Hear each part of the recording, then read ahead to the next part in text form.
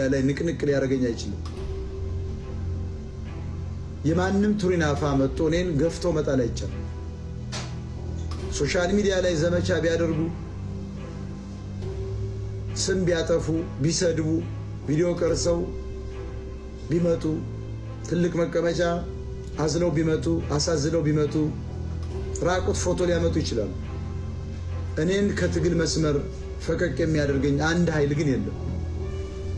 ለ26 ዓመት በአማራ ትግል ስቆይ ዓላማዬን አውቀዋለሁ። በዚህ 26 ዓመት እንደ ሌሎች ቢሊዮነሮች ሀብታም መሆን ይችላለሁ። ከመንግስት ጋር ተሞዳምዶ ገንዘብ ማግኘት ይቻላል።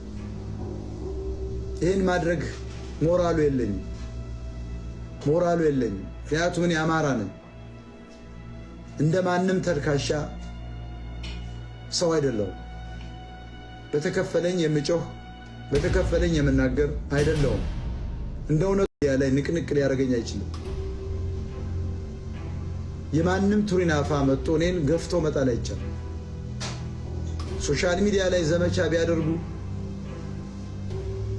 ስም ቢያጠፉ፣ ቢሰድቡ፣ ቪዲዮ ቀርጸው ቢመጡ፣ ትልቅ መቀመጫ አዝለው ቢመጡ፣ አሳዝለው ቢመጡ፣ ራቁት ፎቶ ሊያመጡ ይችላሉ።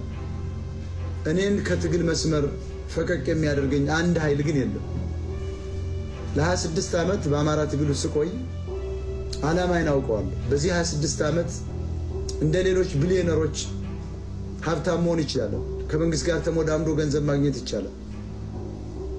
ይህን ማድረግ ሞራሉ የለኝም። ምክንያቱም እኔ አማራ ነኝ።